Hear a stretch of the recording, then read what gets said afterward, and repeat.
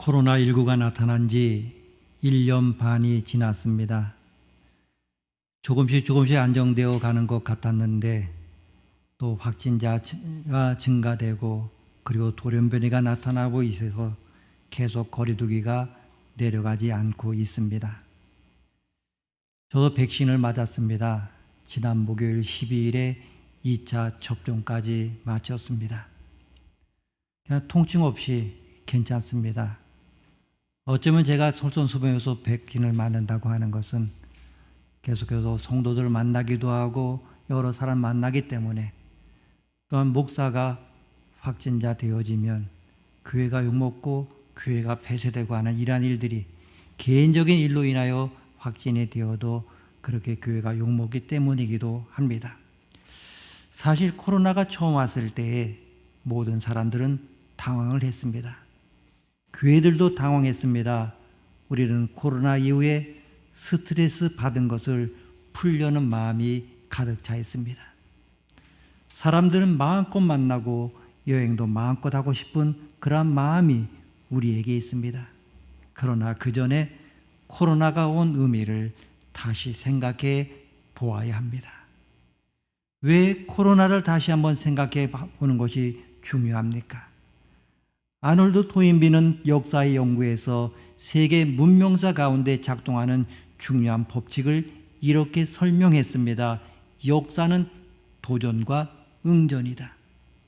이 말은 위기는 오게 되어 있고 이 위기를 잘 극복하면 흥황하지만 의미를 못 얻으면 쇠퇴한다고 하는 그러한 의미입니다. 위기 관리를 통해서 배워야 할 것이 항상 있기 때문입니다. 위기는 위험과 기회의 합성어입니다. 이 말은 위기를 극복하긴 하지만 의미를 모른다고 하면 고통만 남게 됩니다. 위기의 의미를 이해하게 되면 미래가 보이고 복이 될 수 있기 때문입니다. 코로나가 아직 진행되고 있습니다마는 우리는 포스트 코로나를 잘 준비해야 합니다. 찰스 스펄전 목사님은 이렇게 말했습니다. 인간의 마지막은 하나님의 시작이다. 이 말은 코로나 이후에 하나님이 일하실 시작이기에 우리는 준비해야 한다고 하는 것입니다. 던 플라이즈라고 부르는 배 한 척이 항해하고 있었습니다. 항해하던 중에 이 배는 거대한 암초를 만나게 되었습니다. 이 암초를 피해가야만 할 터인데 이 배는 바람이 불어야 바람을 이용해 방향을 틀고 움직일 수 있는 쌍돛을 단 배였습니다. 선장은 이 거대한 암초를 피하기 위해서 갖가지 노력을 다 기울여 보았습니다마는 조금도 배 방향을 틀 수가 없었습니다. 바람 한 점 없는 하늘에 원망어린 시선을 던지며 말합니다. 이제 우리는 할 일을 다 했습니다. 이제는 하늘에 맡기는 수밖에 없습니다.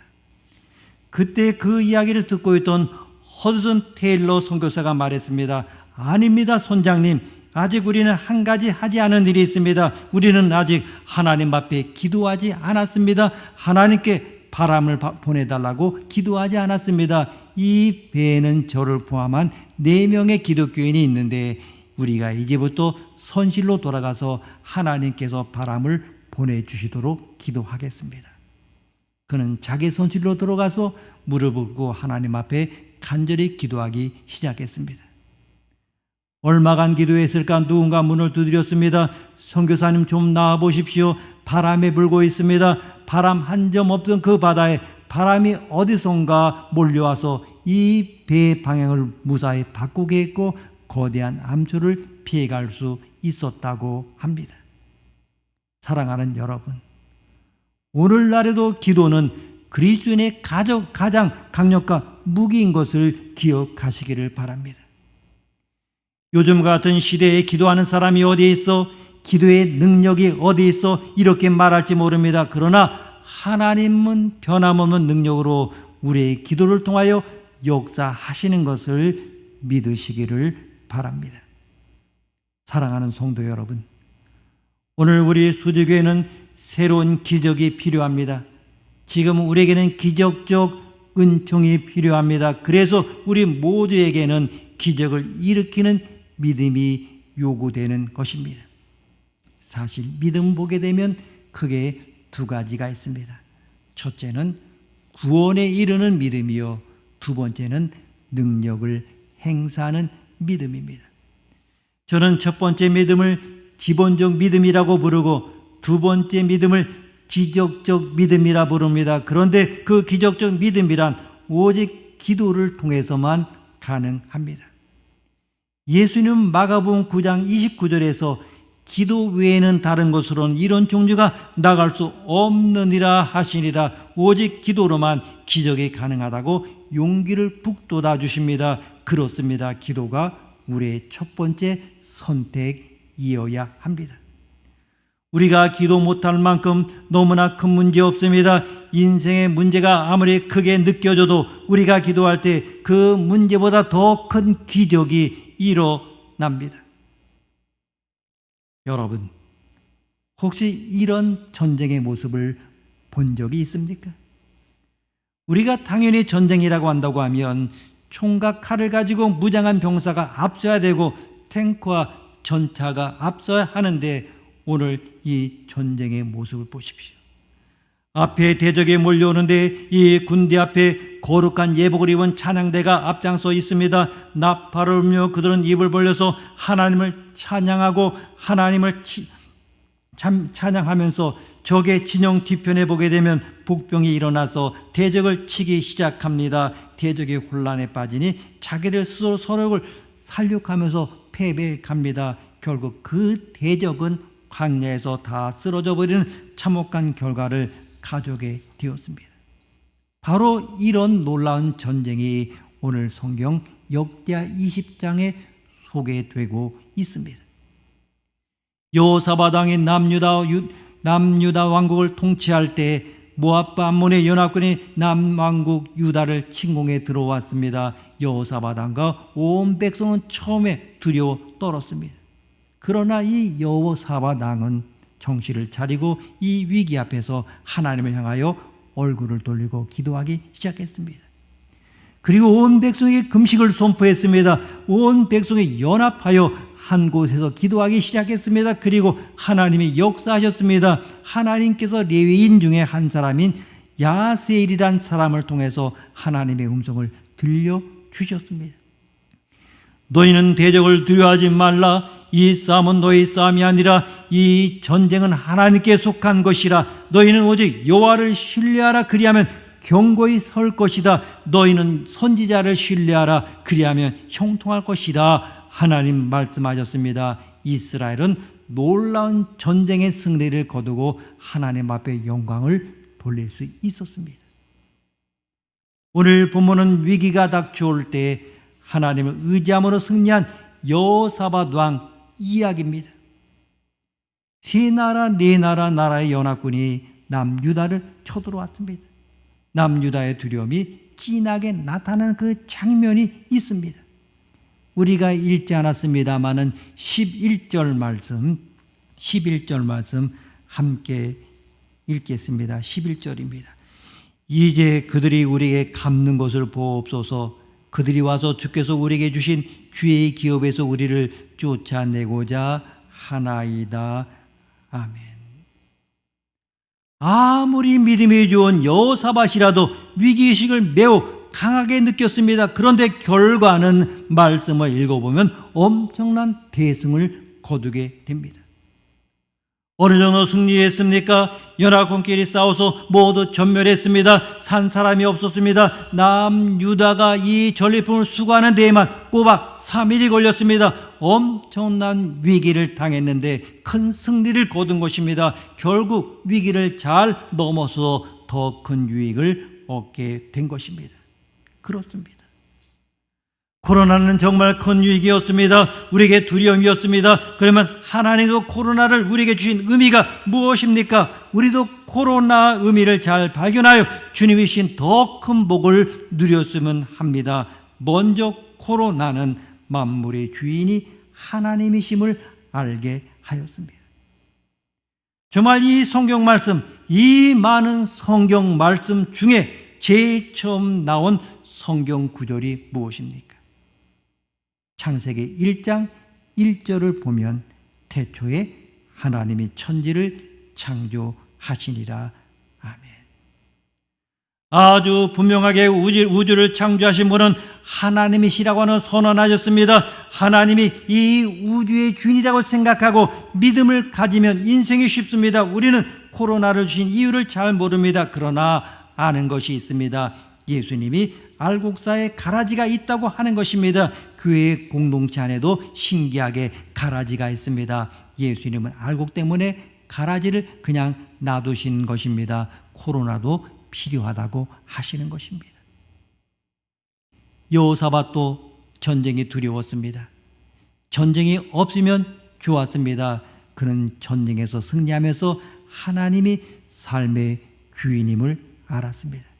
그래서 전쟁은 하나님께 속한 것이라고 고백한 것입니다. 즉 전쟁을 통해서 하나님의 주인인 것을 알게 된 것입니다. 우리도 마찬가지입니다. 코로나를 통하여 도리어 하나님이 주인이심을 알게 됩니다. 아멘. 이 세상은 보이는 세계와 보이지 않는 세계가 있습니다. 우리는 보이는 세계만 생각하고 사는 경우가 많습니다. 어떤 돈이나 아파트 평수 등 보이는 것을 중시하게 됩니다. 사실 잠깐만 생각해 보아도 보이지 않는 것이 더 중요하다고 하는 것을 알 수가 있습니다. 공기 보이지 않습니다. 그러나 없으면 우리는 죽습니다. 하나님도 보이지 않습니다. 코로나도 보이지 않습니다. 그러나 엄청난 영향을 주었습니다. 바로 보이지 않지만 사실을 경험하게 된 것입니다.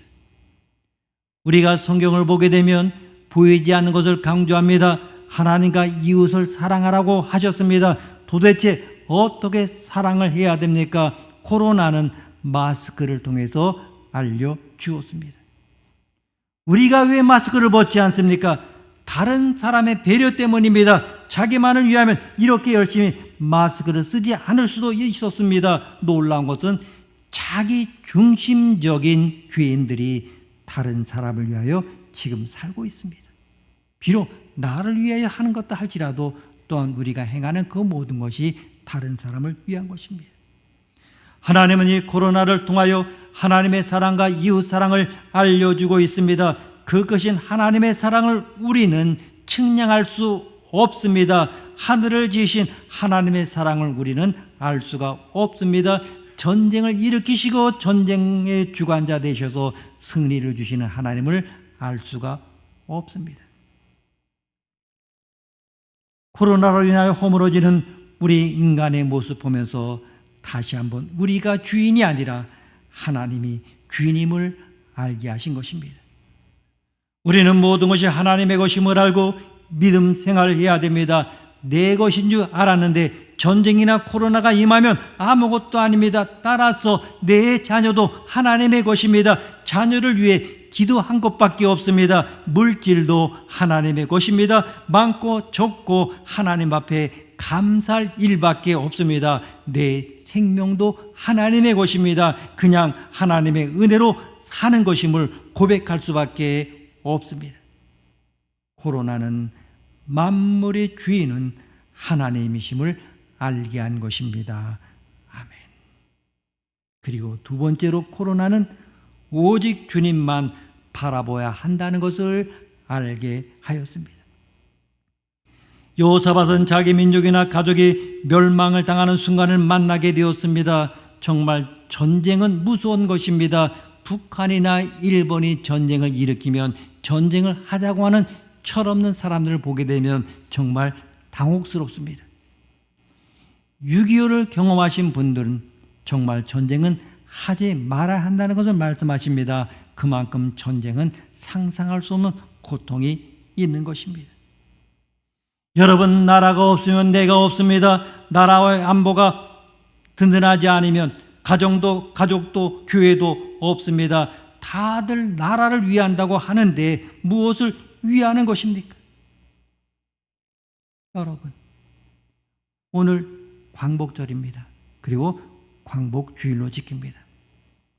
이 앞에 이렇게 태극기가 있으니까 또 우리가 이제 이후에 애국가도 부르겠습니다만은 일명 요즘의 어떤 진영놀이를 보게 되면 저 교회 태극기 부대인가 보다, 저 목사 아주 태극기 부대 골수인가 보다 얘기할 수 있습니다.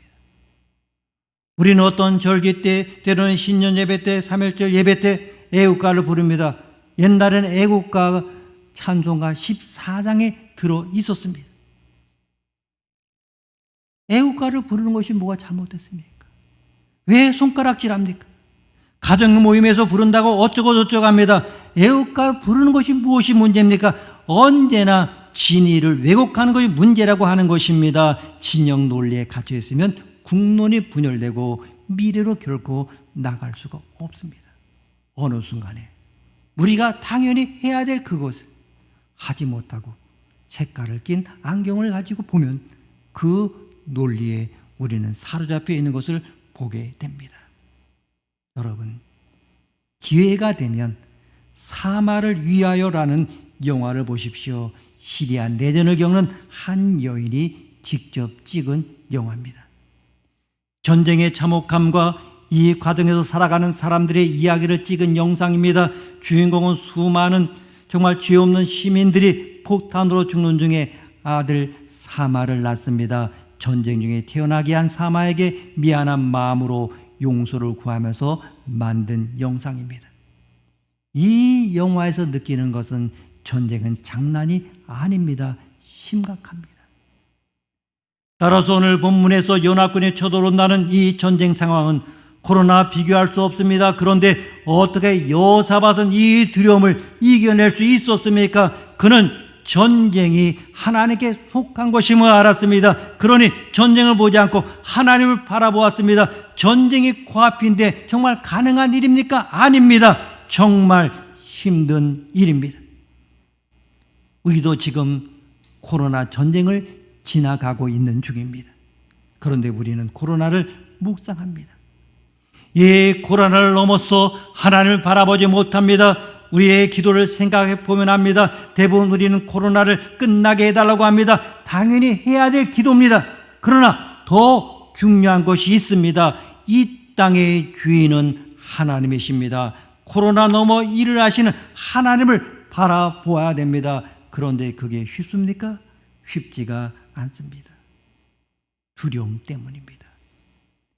오늘 여호사밧을 통하여 그가 어떻게 해서 하나님을 바라보았는지 봅니다.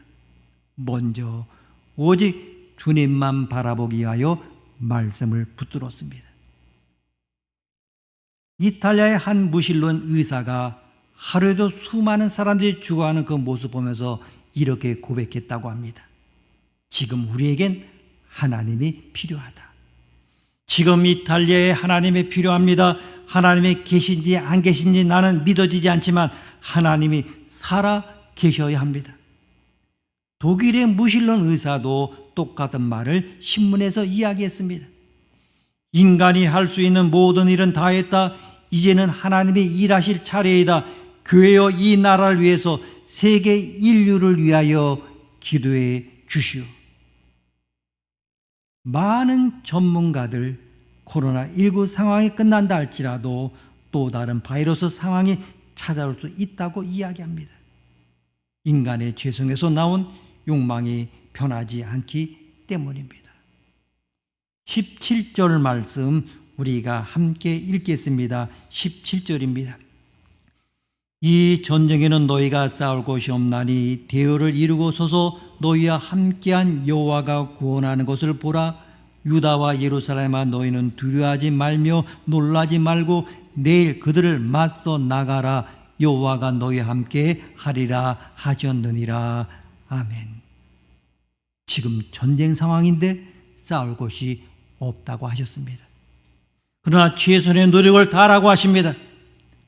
코로나로 우리가 할 수 있는 것이 무엇입니까? 방역 수칙을 지켜야 됩니다. 그런데 우리와 함께 하신 여호와가 구원하시는 것을 보라고 하십니다. 아멘. 말씀의 내용이 무엇입니까? 하나님이 하시겠다고 하는 것입니다. 바로 말씀을 기억하고 붙잡아야 됩니다. 코로나를 묵상하면 안 됩니다. 말씀을 바로 보고 붙들어야 됩니다. 코로나를 통해서 일하시는 하나님을 바라보아야 됩니다. 바로 지금이 그러한 때인 줄 알고 두려움을 내려놓고 말씀을 붙들어야 합니다. 말씀을 읽고 묵상하고 말씀을 나누며 드려야 됩니다. 말씀의 게으름을 내려놓아야 됩니다. 그래야 주님만 바라볼 수 있다고 하는 것을 믿으시기를 바랍니다. 두 번째로 오직 주님만을 바라보기 위해서는 연합하여 전심으로 기도해야 합니다. 오늘 본문 3절 말씀 함께 읽습니다. 3절입니다. 여호사밧이 두려워하여 여호와께로 낯을 향하여 간구하고 온 유다 백성에게 금식하라 공포하매. 아멘. 오늘 말씀에 여호사밧이 얼마나 간절히 기도했는지를 알 수가 있습니다. 여호와께 낯을 향했다고 하였습니다. 그리고 온 유다 백성에게 금식까지 선포하면서 기도를 합니다. 여러분, 민족이 사는 힘이라고 하는 것은 정치력도 아니요, 경제력도 아니요, 군사력도 아니요, 문명의 힘에 있는 것이 아닙니다. 오직 성령의 힘이 있습니다. 다시 말하면 하나님을 믿는 힘입니다. 이 힘을 가진 자가 애국자인 줄 믿습니다. 하나님 믿는 힘이 곧 이 민족을 마지막 지켜주는 힘입니다. 애국자가 뭡니까? 목숨을 걸고 나라를 지킨 사람입니다. 그런데 반드시 애국자는 죽어야지 살아있어서는 애국자가 안 됩니다. 독립운동하다가 죽은 사람은 애국자가 되었습니다마는 산 사람 어떻습니까? 나라를 사랑한다고 서로 싸우다가 역적이 되고 비참하게 죽었습니다. 그래서 나라와 민족을 위해서 자기를 죽인 사람은 애국자가 되고 안 죽으면 애국자가 안 됩니다. 다시 말해서 예수를 위해서 자기를 죽이면 애국자가 되는데 자기를 죽이지 않는 사람은 애국자가 안 됩니다. 이 땅의 애국자는 일시적인 애국자입니다. 이토 히로부미는 일본 사람으로서는 최고의 애국자입니다. 그래서 일본 화폐에 이토 히로부미의 화상이 새겨져 있습니다. 그런데 그 사람은 한국 사람에게는 원수입니다. 그래서 안중근 의사가 하얼빈역에서 이토 히로부미를 저격해서 죽였습니다. 그런데 안중근 의사는 또 일본 사람에게는 원수입니다. 그래서 애국자는 국경을 넘지 못합니다. 이순신 장군은 우리에겐 애국자입니다. 그러나 일본 사람에게는 원수입니다. 신라 시대 때 김유신 장군이 신라를 통일해서 신라 시대에는 그 사람이 애국자였습니다. 그러나 김유신이 죽고 신라가 망하니까 누가 김유신을 애국자라고 말합니까? 국경을 넘어 영원한 애국자, 마지막 종말이 와서 이 세계가 다 하나님의 나라가 될 때 애국자는 하늘나라 왕국을 위하여 예수님의 백성으로 예수님의 제자와 사도로 하늘 왕국을 위해서 생명을 바친 자만이 영원한 애국자입니다. 복음을 전한 자만이 애국자입니다. 이 민족을 살리는 길은 복음에 있습니다. 복음을 받으면 민족이 살고 복음을 거절하면 민족이 망합니다. 우리가 이 짧은 역사 속에서 이 민족의 가장 큰 복이 무엇입니까? 언더우드와 아펜젤러가 이 땅에 복음을 전해준 것입니다. 민족의 모든 살 길은 바로 이 복음에 있습니다. 그래서 민족에게 복음을 전한 자가 최고의 애국자입니다. 진실로 우리가 나라와 민족을 위해서 애국자가 되기를 원한다면 우리는 한 가지 할 일이 있습니다. 기도하는 일입니다. 기도하면 나라가 삽니다. 가정이 살고 교회가 삽니다. 그러하기에 우리는 복음을 전할 뿐만 아니라 나라와 민족을 위하여 기도해야 합니다. 기도하는 민족은 하나님께서 축복의 문을 열어주십니다. 그러기에 기도하는 민족은 망하지 않습니다. 예수님께서 예루살렘 성을 바라보시며 우셨습니다. 자기 조국이 망해가는 미래를 보면서 통곡하셨습니다. 감람산에서 내려오시면서 예루살렘 성을 보고 오셨습니다. 그리고 내려오셔서 누가복음 19장 42절에 보게 되면 이르시되 너도 오늘 평화에 관한 일을 알았더라면 좋을 뻔하였거니와 지금 내 눈에 숨겨졌도다 하시면서 탄식하시고 주님께서 또한 성전에 가셔서 타락한 장사꾼들과 무리들을 다 밖으로 내쫓으시면서 이렇게 말씀하셨습니다. 내 집은 기도하는 집이라 집이 되리라 하였거늘 너희는 강도의 소굴로 만들었도다. 바로 기도하는 사람 애국자입니다. 유명한 빌리그리암 목사님이 이런 말 했습니다. 캐나다에 갔을 때 캐나다의 아름다운 아침 햇살에 잠을 깼다. 나는 일본에 가서 출근하는 사람들의 차 엔진 소리에 잠을 깼다. 나는 서울에 와서는 새벽 종소리에 잠을 깼다. 분명 미래의 세계는 한국에 있다. 한국 백성들의 새벽기도, 이것은 결국 민족을 살릴 것이며 세계를 살릴 것을 확신한다고 했습니다. 이제 우리 모든 성도들에게 기도하는 힘이 있다고 한다면 우리의 기도를 통하여서 이 나라가 다시 소생할 줄로 믿습니다. 그렇습니다. 진정한 기도라고 하는 것은 이렇게 연합하는 기도입니다. 코로나가 우리에게 가장 크게 어렵게 만든 것이 무엇입니까? 사람을 만나지 못하게 했습니다. 기도는 두세 사람이 함께하는 것입니다. 연합기도가 제일 중요합니다. 시간을 정해놓고 연합해서 해야 하는 기도이어야 됩니다. 개인적으로 혼자 하는 기도가 아닙니다. 연합하는 기도는 아버지의 마음을 가지고 기도합니다. 개인적인 정욕을 구하지 않는다고 합니다. 이제 연합하여 기도해야 합니다. 함께 모이지 못하지만 아침, 점심, 저녁 시간을 정해서 하나님께 향하고 금식하면서 간구해야 하는 것입니다. 이런 마음 가지고 기도할 때 비로소 주님만을 바라보게 되는 것입니다. 사랑하는 성도 여러분, 여러분은 요즘 인생의 어떤 딜레마에 빠져 시달리고 계십니까? 여러분은 혼자서 해결하려고 발버둥치기에 더욱 깊은 슬럼프로 내려가고 있지는 않습니까? 여러분에게는 어떤 종류의 기적이 필요합니까? 사업의 회생, 건강의 회복, 질병의 치유, 부부관계의 개선, 자녀들의 진로 문제, 가족의 구원, 경제적 회복, 어떤 종류의 기적적 은총이 필요합니까? 문제는 우리의 처한 형편이나 상황이 중요한 것이 아니라 여러분의 믿음의 반응이 중요합니다. 상황은 열악하지만 우리가 성전에 나와 주님께 다 맡겨보십시오. 괜히 이 사람 저 사람에게 떠벌리지 말고 하나님께 호소해 보십시오. 여러분이 믿음에 굳게 서기만 하면 어떤 불가항력적인 일들도 하나님께서 직접 풀어주시고 문제가 큰 만큼 축복도 크고 형통케 하시는 주님의 은혜로 여러분의 인생은 기적의 현장이 될 것입니다. 신체적 지병으로 연약하였던 바울이 능률적인 인생을 살 수 있었던 비결은 무엇입니까? 기도를 통해서 인생의 어떤 불가항력도 가능한 현실로 바꿨습니다. 그러게 17세기의 영국교회 개혁운동가 홀 감독은 이렇게 간증합니다.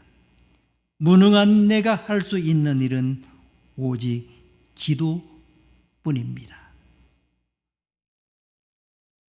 우리가 이제 보통 군에 입대하게 되면 훈련소에서 훈련을 받게 되고 여러 가지 훈련을 받게 되는데 거기서 또한 사격 훈련을 합니다. 엎드려 쏴 하면 정조준해서 총을 쏴야 됩니다.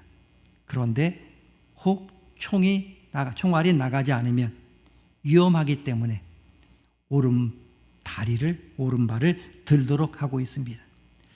사실 이 훈련소에서 많이 하는 실수는 총알이 안 나가는 공통적인 이유가 있습니다.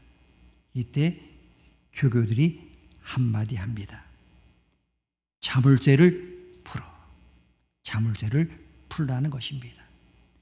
자물쇠를 풀지 않으면 명사수가 교준을 잘한다 할지라도 소용이 없습니다.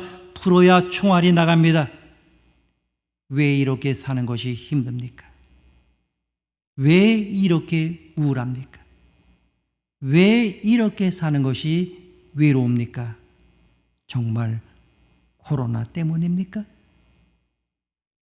혹시 본질적으로 기도의 자물쇠를 잠그고 있는 것은 아닙니까? 혹시 코로나로 인하여 하나님과 멀어져 있는 것이 아닙니까?